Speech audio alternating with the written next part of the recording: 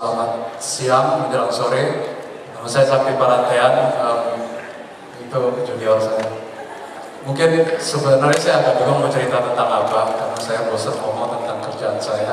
Tapi saya kesempatan ini mungkin bisa menceritakan ya langsung tentang bagaimana cara saya memperlakukan diri saya sendiri dan orang-orang di sekitar saya dalam saya berproses kreatif dan juga bekerja sebagai pekerja kreatif, yaitu filmmaker.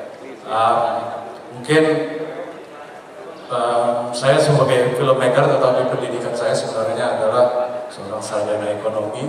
Tetapi saya percaya bahwa creative thinking itu adalah milik semua orang, karena kita dilahirkan dengan fisik yang sama, mempunyai otak kiri dan otak kanan.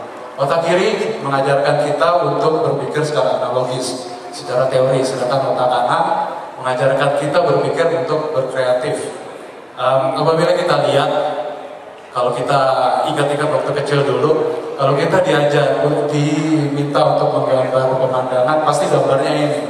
Padahal kebanyakan dari kita kan hidup di kota besar ya, jarang melihat sawah. Sebenarnya pendidikan di Indonesia itu mesti diperbaharui karena selalu top down. Dan kalau saya beberapa waktu lalu melihat gambar seorang anak kecil, sewaktu diminta gambar pemandangan, dia menggambarkan gedung, karena memang kehidupan kita selalu dikelilingi oleh gedung saat ini. Dan ini adalah gambar yang jujur. Tapi kalau saya ingat waktu saya kecil, kalau saya kreatif atau saya nakal, selalu dibilang kamu kreatif sekali. Dan ini foto ini diambil waktu saya syuting untuk Discovery Channel. Saya menemukan beberapa polisi yang memakai rollerblade untuk mengatasi kemacetan di Jakarta. Jadi polisi pun bisa kreatif. Ini beberapa hal yang mempengaruhi saya sampai sekarang. Waktu kecil saya suka dengar sanggar cerita. Di situ saya diajarkan untuk berpikir atau berimajinasi secara visual, karena saya hanya mendengarkan audio saja. Dan kalau saya ingat-ingat, setelah mendengarkan sanggar cerita, saya selalu gambar storyboard. Belakangan saya tahu itu namanya storyboard.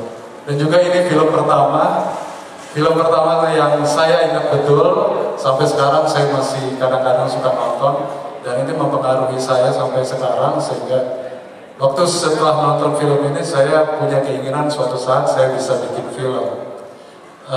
Juga pengalaman-pengalaman hidup Anda itu pasti akan mempengaruhi karir Anda. Waktu saya masih lebih muda dari sekarang, saya sudah berkecimpung di dunia yang berbau alam seperti rock climbing, mountain climbing, dan juga surfing. Dan sampai sekarang pun karena kegiatan-kegiatan saya itu, saya banyak berkarya di bidang yang berbau alam dan juga lebih teliti dalam memperhatikan kebudayaan-kebudayaan yang bukan datang dari komunitas saya. Ini beberapa foto yang diambil waktu saya produksi di Aceh, Jawa Barat dulu, dan juga di Jogja.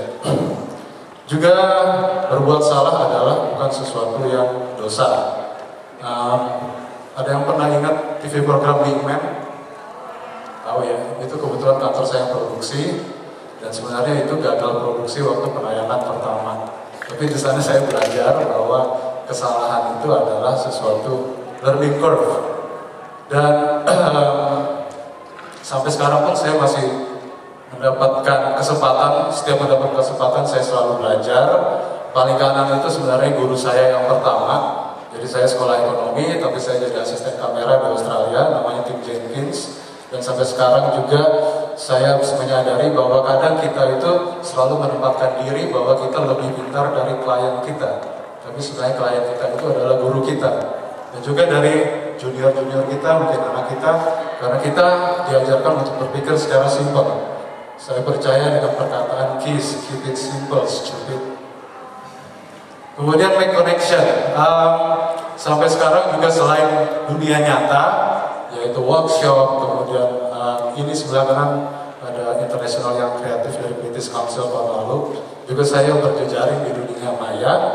Kebetulan di IC tahun lalu saya mendapatkan juara nasional, dan juga cultivate your ideas. So, saya percaya bahwa internet itu adalah the next generation of screen. Kita bisa menghabiskan waktu 4 jam di internet, tapi nonton TV paling cuma setengah jam. Kalau ada Manohara aja kita nonton. Apalagi itu anak saya tuh selalu main dengan YouTube-nya di iPhone. Dan tapi saya berpikir bagaimana saya bisa meyakinkan klien saya ataupun teman-teman saya di advertising agency kalau saya belum punya produk. Akhirnya saya bikin semacam serial di Facebook yang mengetengahkan tentang OB saya di kantor, yaitu namanya Adin. Dia tergila-gila dengan ST12. Dan maaf kurang jelas gambarnya. Saya bikin waktu itu tiap Jumat malam ada Sakti and Friends Night. Kita upload video-video ngaco tentang Adin yang dia impersonifikasi ST12 saat itu, dan hitnya lumayan banyak. Jadi dari sana saya bisa memberikan virus bahwa viral video itu is the next screen. Dan terbukti beberapa proyek akhir-akhir ini dari World Vision kita kerjakan khusus untuk YouTube, dan yang bawah ini mungkin akan tayang minggu depan di Facebook 250 tahun Guinness. Dan mungkin salah satu tip terakhir saya, apabila Anda adalah pekerja kreatif, bandingkan diri Anda sebagai seorang dokter. Anda harus mendengar apa sih yang menjadi penyakit, kemudian examine, pay attention to details, PAD, kemudian rekomend apa yang seharusnya dilakukan oleh pasien Anda, kemudian fix the problem, dan di situ kita mesti PAD again, terus follow up. Kadang kita kan setelah selesai project kita malas ngomongin klien kita, yang penting invoice bayar udah. Mungkin itu biasakan untuk selalu follow up dan eksperimen. Sebagai seorang dokter kadang-kadang kita harus pergi ke laboratorium untuk membuat semacam obat baru atau apapun juga. Dan dari apa yang Anda usahakan, apabila Anda sudah berusaha mendengar diri Anda sendiri, berusaha mendengar orang lain, menghormati, menghargai diri Anda sendiri, suatu hari Anda juga tanpa mencari-cari Anda akan didengar, Anda akan dihormati. Demikian, terima kasih.